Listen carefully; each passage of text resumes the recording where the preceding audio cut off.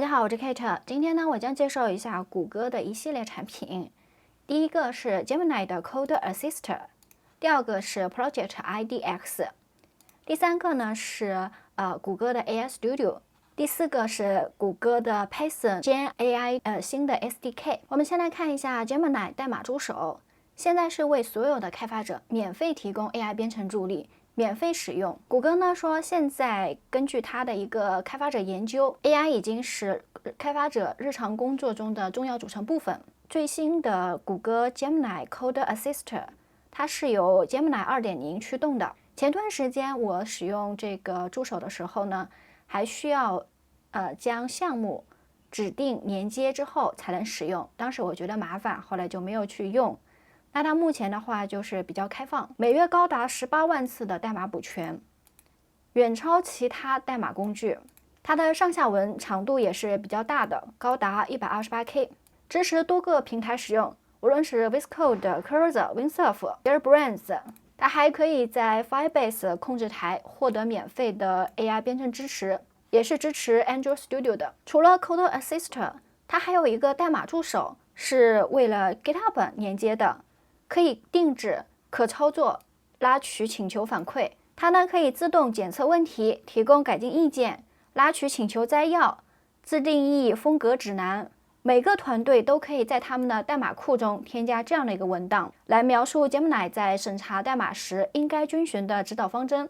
GitHub 里面它会有一个 Gemini Code Assist， 你可以去连接一下，配置一下。目前呢是注册使用非常简单，来到 IDE。我们呢在拓展里面搜索 Gemini Code Assist， 安装一下，很快呢它就会出现标志的 logo， 登录一下会看到这些 tip。 它可以打开文件，在输入时获得代码建议，通过 Command I 可以让 Gemini 修改或者是创建代码，也可以选中让它去解释，还有通过 @file。 Gemini Code Assist 的好用不好用呢？我先说结论，它不好用。我建议大家使用的时候呢，先右上角3个点找到 Privacy Setting， 默认的打勾给取消掉，它是默认打开的，那我们这边要手动把它取消掉。这里呢，我是昨天让它生成了一个页面，它这样的一个页面优化了好几轮，老实说这个 UI 界面真不咋地，而且我今天打开发现之前的一个对话记录也是找不到了。我们现在给它一个要求，让它美化一下页面，添加 About Us 对应的内容，看看它能给到我们什么回复。它右上角呢，这边4个图标，一个是复制，一个是插入当前的一个文件，然后第3个呢是打开一个差异文件，这里可以查看它修改了哪些内容。第4个的话，这个还是比较好用的。如果说你是刚让它新建一个文件，可以通过这个打开，然后保存一下，它会就是一个新的文件了。它现在呢是生成好了，那我们这边的话，通过打开 Differ with Open File， 在右侧呢会显示出来它修改了哪些内容。比如说第1行这里它改到第7行了，H1 这里也做了一些修改，下方这里增加了一些代码，然后这里遇到一个很大问题，这个就是犯了很多大语言模型都有问题，它会省略掉很多代码，然后把下方很多代码都给我删掉了。如果直接点击右边的Accept 的话，那我的这个 HTML 页面内容肯定是有很多丢失的。现在呢，我让它给到完整修改后的代码内容，它给到了一个HTML 页面。我们先让它展示一下 diff， 那这里点击一下 accept， 下方它说 CSS 文件不用再改了。我们来看一下，这里刚刚有提到 About Us 让它去添加内容的，它这一点是做到了，但是整个交互的体验是非常糟糕的，特别是对于新手来说，即使说 Gemini 它是免费提供给我们的，但是它的使用体验比 Cursor 的 Agent 功能是要差很多。计算机新手来说，更需要那种自动化程度比较高的操作。我们看第二个 Project IDX， 它呢类似于 Replit 的云端开发环境，它有多个模板，还有 AI 相关的这些例子的话，还是很适合新手的。我们来看一下，这是昨天我这边体验的一个例子。我们刚刚体验 Code Assist 的时候，可以看到它修改文档不是很方便，需要一个一个的文件去选择确认。IDX 它也有一个功能是叫 Interactive Chat， 有点类似于 Cursor 的 Agent。这里的话是要比刚刚我们看到的插件要好的，它保留了我之前的对话。我一开始给它的提示呢，就是让它帮我做一个儿童阅读网站，它默认是英文回复，然后呢就开始编写代码。到了这里，它会提示我是否操作 Update， 我点击一下就可以了。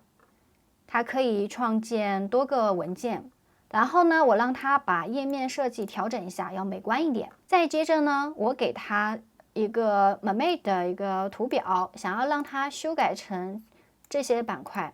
这里出现了一个错误，那新开了一个对话窗口。然后它很有意思，上文我提供给它的内容呢，直接改到 README 文档里去了，没有去修改其他的关键代码。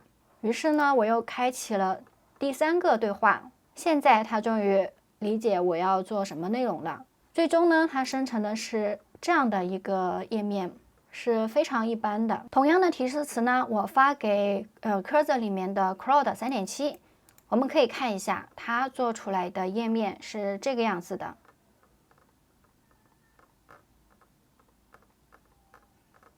而且这是一次提示词就能做成这样子，应该来说，这样立即高下立判了。Gemini Code Assist 和 Project IDX 体验性都比较一般，但是有一个比较好用，我们呢可以在 AI Studio 里面点击 Get API Key， 可以在这里呢去新建一个 API Key， 然后首先呢是需要选择一下你的谷歌云项目。选择之后呢，可以去创建一个免费的，然后还有一个或者是付费的API Key。谷歌的免费开发层级呢，它能调用的 Gemini 次数也是非常多的。比如2.0 Flash 一天最多可以调用1500次，每1分钟呢最多可以调用15次。2.0 Flash Thinking 每1分钟最多可以调用10次。2.0 Pro最多1分钟调用2次。经过实际去测试的话，我觉得2.0 Flash Thinking 它的生成效果很不错。我倾向于将它放在 Client 里面，让它去帮助我编码。同样呢，在这里搜索一下 Client 的插件，安装一下。安装好了之后，我们在它的右上角设置里面选择一下谷歌的 Gemini， 然后这里填写刚刚你申请好的一个 key， 下方选择模型，它是支持图片的。我们现在的话在 Client 里面实际上体验一下，给它的需求先是 Mermaid 图表，下方呢让它根据以上生成儿童阅读的网页。可以看到它很快呢就生成了对应的不同文件。它现在已经生成好了，要让我们点击运行。可以看到是这样子的，这是它一次提示词，它就立即生成这样的。当然是要比之前的 Code Assist 第一次生成的效果要好很多，对比 Claude 3.7还是有不少的差距的。我们再让它美化一下界面，它主要修改的是 CSS 文件。Client 现在提示我呢，他说已经自动执行了20次，是问我是否要reset 这个技术，然后继续进行。我当然会要点 yes。它关于这个文件修改的还挺多的，不知道中间是出了哪些问题。但是它速度快，所以可能没有让你那么快感知到它已经运行了20次。感觉它这里的话有遇到一个死循环了。看来今天的演示是有点翻车，它围绕这个 CS 文件已经修改了好多人了。那我先把它暂停一下吧。我们呢可以再换一个工具，用 Lookcode 再把它美化一下。这是 LookCode 里面，LookCode也是先思考，然后它要去读取文件内容。LookCode 原来就是LookLine， 它是 Cline 的分支。他说修改好了啊，现在是能看到它 CSS 上面努力了很多，但是还是要比Claude 要差很多。最后呢，我们再来看一下谷歌 GenAI Python SDK 的正式发布。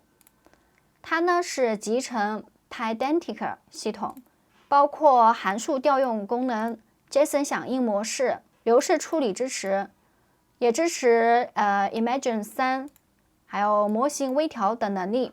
用这行命令就能很快的去安装它的最新版本。我们看一下它的代码仓库。这个代码仓库的话，更新内容，大家可以去详细看一下。这呢是一个简单的示例，它还有一个迁移指南。原来我们是用谷歌生成 AI 这个 Python 的 SDK， 现在呢就变成谷歌 GenAI。那用这个新的 SDK 有什么好处呢？我们可以看一下这几行的代码，它呢。我们在这里有一个file upload， 它是支持音频、图片、视频、PDF 等格式的。你就用简短的这几行代码呢，你就搞定了之前有的时候需要很复杂处理的图片视频或者 PDF 等文件格式的文件。现在Gemini 的 API 呢，它是和 OpenAI 的 SDK 兼容的。所以呢，有很多场景它是已经配置了OpenAI 的兼容的，但是它没有配置 Gemini。那我们就可以用参考这些，然后做一些配置。以上呢就是我今天的分享。如果喜欢我的视频，欢迎加入我的知识星球，我会分享最新的 AI 资讯，分享源代码，回答你的提问。我们下次再见。